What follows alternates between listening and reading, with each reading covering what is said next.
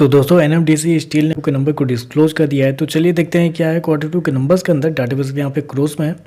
तो देखिए पिछले क्वार्टर की बात करें तो पिछले क्वार्टर में कंपनी का टोटल रेवेन्यू जो कंपनी ने ऑपरेशन के थ्रू जनरेट किए थे 2022 करोड़ के आसपास। पिछले साल देखें तो मात्र 277 करोड़, जबकि अभी देखें तो बढ़ के 1522 करोड़ कंपनी का जो रेवेन्यू है वो आपको जाता हुआ देखने को मिला। तो साल दर साल देखें तो साल दर साल कंपनी के रेवेन्यू के अंदर एक बड़ी तेजी आपको देखने को मिली है। मतलब बोल सकते हैं आप कि 5 गुना से भी ज़्यादा कंपनी का रेवेन्यू आपको होता हुआ देखने को मिल रहा है। वहीं अगर क्वार्टरली बेस पे जाते हैं तो क्वार्टरली बेस पे कंपनी के रेवेन्यू के अंदर गिरावट आपको देखने में वहाँ देखें तो लगभग बोल सकते हैं 24% के आसपास की गिरावट है। तो कंपनी का रेवेन्यू क्वार्टरली बेस पे गिरता हुआ देखने को मिला है, लेकिन साल दर साल देखें तो एक बड़ी तेजी आपको देखने को मिल रही है। हालांकि बेसिकली ये स्टील सेक्टर है तो ऐसे में आपको साल दर साल ही चेक करना रहता है। तो ऐसे में साल दर साल तो बड़ी तेजी आपको कंपनी के रेवेन्यू के अंदर देखने को मिल रही है।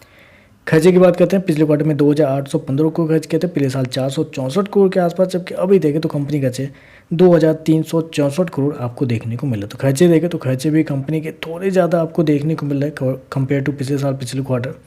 चलिए कंपनी का प्रॉफिट क्या निकलता है वो देखते हैं। तो देखिए पिछले क्वार्टर में कंपनी लॉस में थी, 547 करोड़ के लॉस में थी, पिछले साल 131 करोड़ का लॉस, जबकि अभी देखें तो बढ़ के 595 करोड़ कंपनी का जो लॉस है वो आपको देखने को मिला। तो साल दर साल देखें तो साल दर साल कंपनी का जो लॉस है वो आपको बढ़ता हुआ देखने को मिल रहा है।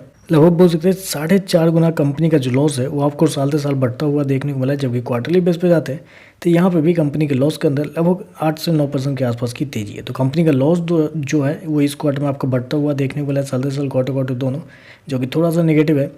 ईपीएस की बात करते हैं तो देखिए पिछले क्वार्टर में कंपनी का ईपीएस ₹1.87 माइनस का, पिछले साल 45 पैसे माइनस का, अभी देखें तो ₹2 माइनस का आपको देखने को मिला था। ओवरऑल अगर देखा जाए तो देखिए रेवेन्यू तो ठीक है कंपनी के, क्योंकि साल दर साल कंपनी का रेवेन्यू आपको बढ़ता हुआ देखने को मिला है। लेकिन लॉस के वाले सेगमेंट में जब जाते हैं तो कंपनी का लॉस आपको साल दर साल क्वार्टर क्वार्टर बढ़ता हुआ देखने को मिल रहा है। और आई थिंक ये लॉस तभी जाके रुकेगा जब कंपनी का प्राइवेटाइजेशन होगा, क्योंकि बेसिकली बहुत लंबे समय से ये गवर्नमेंट स्टॉक है, एनएमडीसी की सब्सिडरी कंपनी है। बहुत लंबे समय से मतलब ये चल रहा है कि कब कंपनी प्राइवेट हाथों में जाएगी, कब जाएगी। अभी तक इस पर कुछ विचार विमर्श नहीं किया जा रहा है। जब होगा तभी जाके इस शेयर का भाग्य बदलने वाला है, किस्मत बदलने वाला है।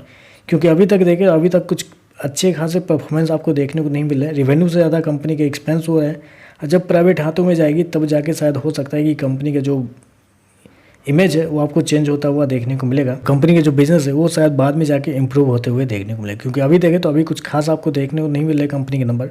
आजकल बस इतना है, वीडियो पसंद आए तो लाइक कीजिएगा, साथ में साथ चैनल को सब्सक्राइब जो कीजिएगा। धन्यवाद।